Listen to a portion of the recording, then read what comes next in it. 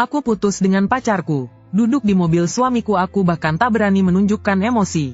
Juga tak berani menangis bersuara. Dulu saat pacaran tak berani memberitahu orang tua. Sekarang pacaran pun tak berani memberitahu suami. Seumur hidup hanya penuh penyesalan. Meski aku dan Lee Yunting adalah pasangan suami istri. Namun sebenarnya hanya saat ulang tahun orang tua masing-masing. Dia baru mau pulang makan bersamaku. Hari ini adalah ulang tahun ayahku. Saat Lee Yunting datang menjemputku, aku baru saja putus dengan pacarku lewat telepon. Namun setelah melihatnya, aku tetap menahan emosiku. Karena jika hubungan kami terlihat terlalu buruk hari ini, orang tuaku akan khawatir. Jadi aku berinisiatif beberapa kali mengajaknya bicara. Ingin mencairkan suasana. Namun Lee Yunting entah berpura-pura tak dengar, atau menanggapinya asal-asalan. Akhirnya kesabaranku habis. Aku memilih diam. Sebelum naik mobil pacarku menelepon ingin putus. Hatiku sudah sangat buruk. Sekarang ditambah sikap Lee Yunting seperti ini. Aku jadi semakin gelisah. Beberapa kali emosiku naik hampir menangis bersuara. Namun akhirnya kutahan kembali. Saat itu ponsel Lee Yunting tiba-tiba berdering. Itu dari pacarnya di luar sana. Lee Yunting tanpa sungkan langsung mengangkatnya. Suamiku, tanganku terluka. Darahnya keluar banyak. Bisakah kamu datang menemaniku? Hari ini aku ada urusan. Pergilah sendiri ke rumah sakit. Suamiku, aku mohon, kalau kamu tidak datang aku benar-benar bisa mati. Tadi malam itu salahku. Tunggu aku di bawah. Lee Yunting, hari ini ulang tahun ayahku. Jangan keterlaluan. Pergi lihat dulu, masih sempat. Dulu dia main gila di luar, aku masih menahan diri. Setidaknya belum sampai terang-terangan. Sekarang dia sama sekali tak berniat menjaga mukaku. Cari persimpangan dan turunkan aku. Aku pulang naik taksi sendiri. Lee Yunting pura-pura tidak mendengar. Dia menginjak gas dan melaju ke bawah apartemen pacarnya. Saat melihat tangan pacarnya, lukanya hampir sembuh. Aku hampir tertawa kesal, tanpa berlebihan. Saat aku potong kuku di rumah, lukanya lebih parah dari itu. Namun Lee Yunting tetap meninggalkanku di mobil, menemani pacarnya ke apotek membeli plester. Aku melihatnya membalut luka dengan sabar, lalu bermesraan di depanku sebagai istrinya. Lee Yunting benar-benar tidak peduli padaku lagi. Maaf ya, Kak Sen, aku sudah menyita waktumu. Direktur Lee mengkhawatirkanku. Begitu dengar aku terluka dia langsung datang. Jangan salahkan dia, jelas dia belum tahu Lee Yunting. Saat menerima teleponnya, aku menguping. Kamu mengenalku, aku pernah magang di perusahaan Direktur Lee. Pernah dengar tentangmu dari rekan kerja. Gadis kecil ini terlihat masih muda. Sepertinya baru lulus kuliah. Caranya juga kekanak-kanakan dan lucu. Dibandingkan yang sebelumnya bersama Lee Yunting. Jelas tidak sebanding.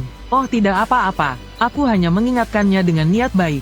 Kalau dia benar-benar mengkhawatirkanmu, hari ini dia tidak akan datang bersamaku. Membawa istri menemui orang yang dipelihara di luar. Hal seperti ini hanya Lee Yunting yang sanggup lakukan. Setelah naik mobil aku bertanya pada Lee Yunting. Gadis itu sebenarnya cukup baik, muda dan segar. Kenapa harus putus dengannya? Terlalu posesif. Dan dia tidak mau uang dariku. Gadis muda di usia emas. Mengikuti pria yang sudah beristri. Tidak mau uang. Berarti yang dia mau adalah cinta. Lee Yunting sangat kaya. Dia juga tidak pernah pelit pada wanita di luar sana. Saat bersama, minta rumah diberi rumah. Minta mobil diberi mobil. Hanya satu yang tidak diberikan, cinta. Bukan hanya pada mereka. Padaku pun dia seperti itu. Jadi tadi dia sengaja membawaku ke sana. Berniat memanfaatkanku untuk memutusinya. Kapan kamu ajak aku bertemu wanita simpananmu itu? Kamu tidak perlu menyembunyikannya dariku. Aku sudah lama tahu kamu punya orang lain di luar. Kalau ada waktu ajak keluar minum teh. Kamu tahu aku tidak akan keberatan. Dia memang tidak peduli apakah aku punya orang lain di luar. Tapi aku tidak berani membiarkannya tahu. Karena orang yang kupelihara di luar adalah sahabat terbaiknya. Aku dan Lee Yunting dari seragam sekolah sampai gaun pengantin. Dua keluarga sepadan. Dan juga sahabat dekat. Kami dulu juga pasangan mesra yang membuat orang iri. Sampai wanita simpanannya datang mencariku. Barulah aku tahu dia berselingkuh. Saat itu rasanya dunia runtuh. Aku bertengkar dengannya, memaksanya memutuskan hubungan dengan wanita di luar. Dan Lee Yunting benar-benar memutusnya sampai bersih. Dia bahkan mengusir orang itu dari kota Hucheng. Namun belum beberapa hari, dia sudah mencari yang baru di luar. Aku terus membuat keributan. Lee Yunting kembali mengusir satu persatu. Lalu mencari lagi satu persatu.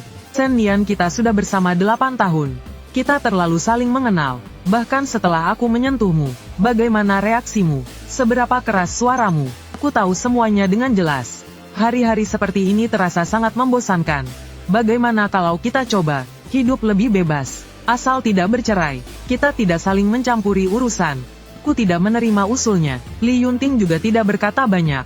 Dia tetap seperti sebelumnya, hanya saja tidak lagi menghindar dariku. Bahkan membawa wanita itu pulang saat aku tidak ada. Pergi keluar pergi. Shen Nian. Dengan sikapmu seperti ini, tidak ada pria yang akan menyukaimu. Setelah dia pergi membawa wanita itu, aku baru sadar kucing yang kupelihara bertahun-tahun menghilang. Saat wanita itu dibawa pulang oleh Li Yunting, dia tercakar oleh kucing kecilku. Lalu dia melempar kucingku dari lantai atas. Saat aku menemukannya di bawah, anak kucing itu tergeletak di genangan darah.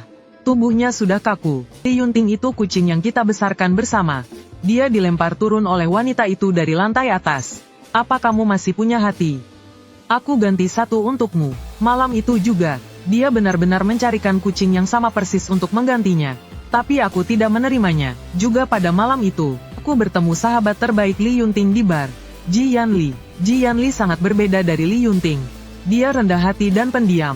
Di kalangan mereka dia dikenal sebagai bunga gunung tinggi.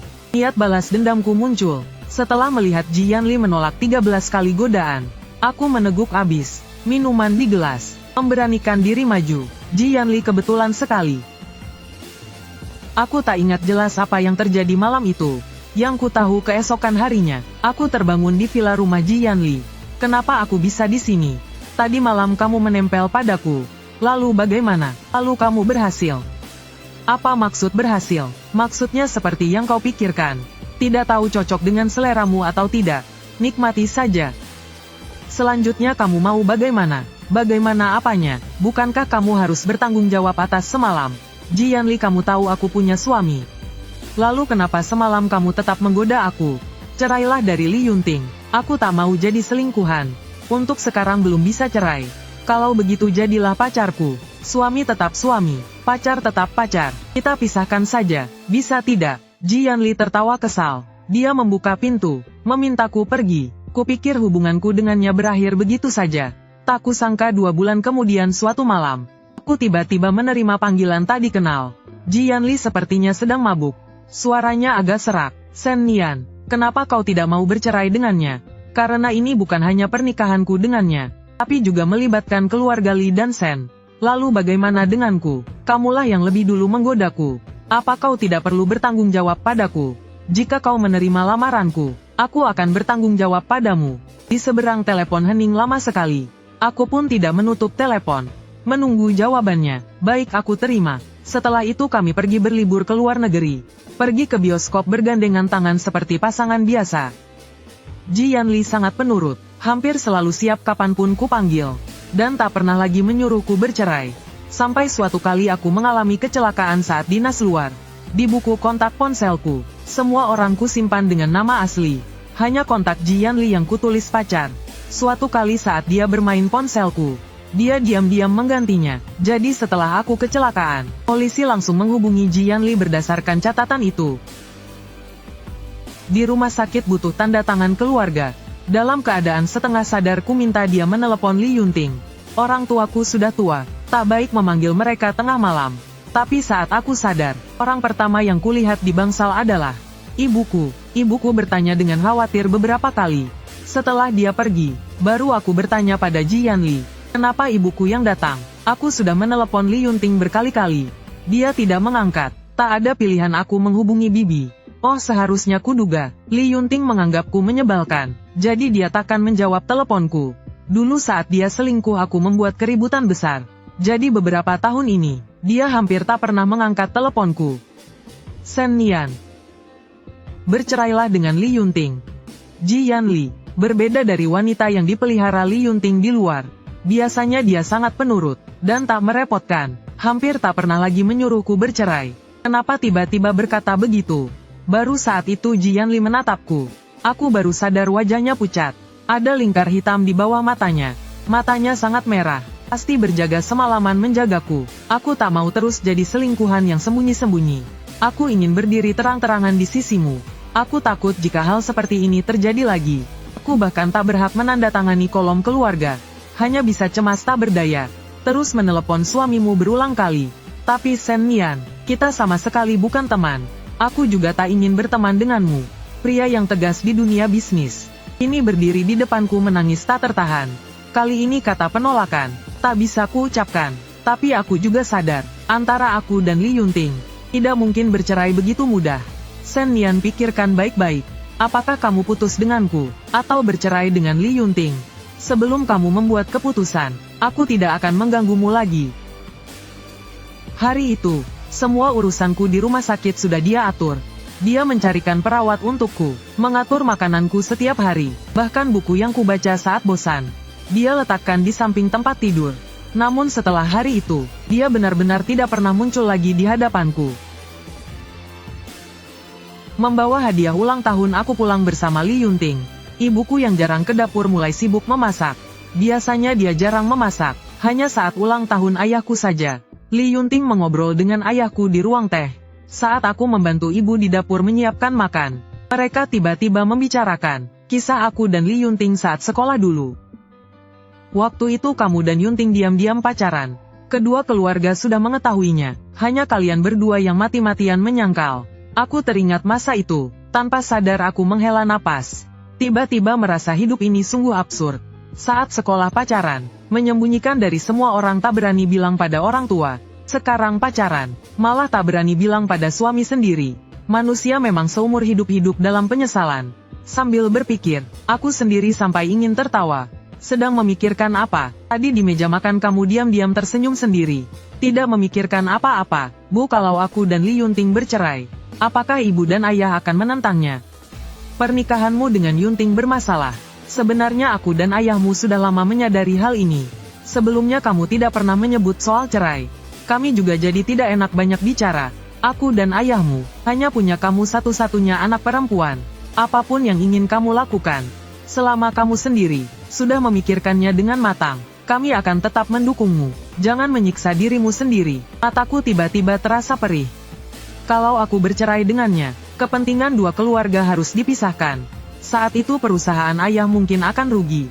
Tidak apa itu urusan yang harus ayahmu pikirkan. Kamu adalah anak perempuannya. Dia bersedia membereskan semuanya untukmu. Nian lakukan saja apa yang ingin kamu lakukan. Meski begitu, aku tetap tidak bisa mengambil keputusan.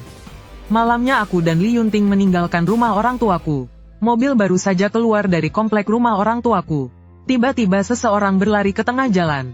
Untung Li Yunting sempat menginjak rem. Aku masih shock. Saat mengangkat kepala aku melihat, orang yang menghadang mobil adalah gadis siang tadi.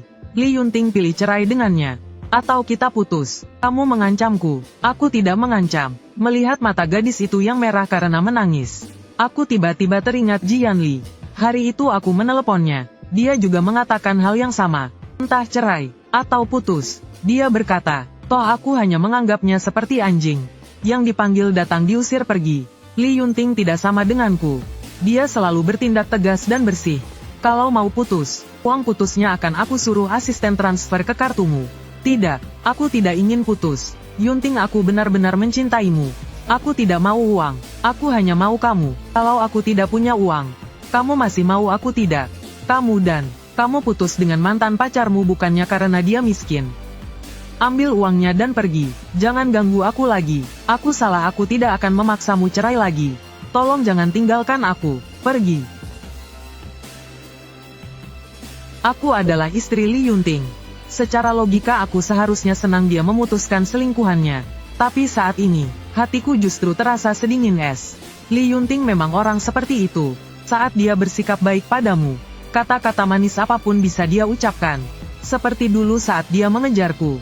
Janji setia sehidup semati keluar begitu saja. Aku juga pernah membayangkan hidup bahagia bersamanya seumur hidup. Tapi cinta bagi Li Yunting sebenarnya tidak pernah ada. Hari ini dia bilang cinta padamu. Besok dia akan bilang cinta pada orang lain. Intinya dia egois. Dia tidak mencintai siapapun. Menghabiskan hidup dengan orang seperti itu, dipikirkan saja sudah terasa menyedihkan. Li Yunting, kita bercerai saja. Kamu ribut apa lagi? Aku tidak ribut, aku serius. Harus ada alasannya, karena wanita tadi. Bukan karena itu, terutama orang yang aku simpan di luar, juga ribut minta aku cerai. Dia bilang ingin naik posisi. Kalau tidak dia akan putus denganku. Kalau begitu putus saja, cari yang baru lagi. Kalau tidak aku bantu carikan. Li Yunting, aku tidak sama denganmu. Aku cukup menyukainya, tidak ingin putus. Jadi kita bercerai. Shen Nian, jangan kekanak-kanakan. Orang di luar cukup main-main saja. Li Yunting menyalakan sebatang rokok. Ku tidak suka bau rokok. Dia tahu tapi tidak pernah peduli perasaanku. Kamu tahu perceraian kita akan melibatkan berapa banyak kepentingan. Perusahaan Li dan Shen akan terguncang. Sekecil apapun setidaknya akan rugi beberapa miliar. Shen Nian, dia ribut denganmu. Bukankah cukup beri uang lalu selesaikan? Kalau kamu tidak bisa menangani hal seperti ini, aku tidak keberatan membantumu. Tidak perlu. Dia tidak kekurangan uang. Dan justru aku yang tidak tega meninggalkannya. Kamu sudah jatuh hati. Iya, pembagian harta kita memang rumit. Tapi tetap harus dilalui.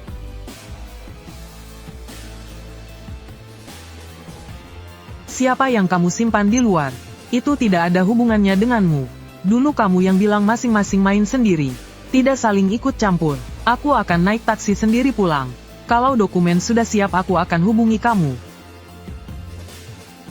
Baru saja aku turun dari mobil. Ji Yanli langsung berlari tergesa ke arahku. Yang kamu tulis di pesan barusan itu benar ya? Saat itu Li Yunting dengan marah menghalangi jalan kami. Jangan bilang padaku, orang yang kamu simpan di luar itu adalah sahabatku. Siapa memang sepenting itu?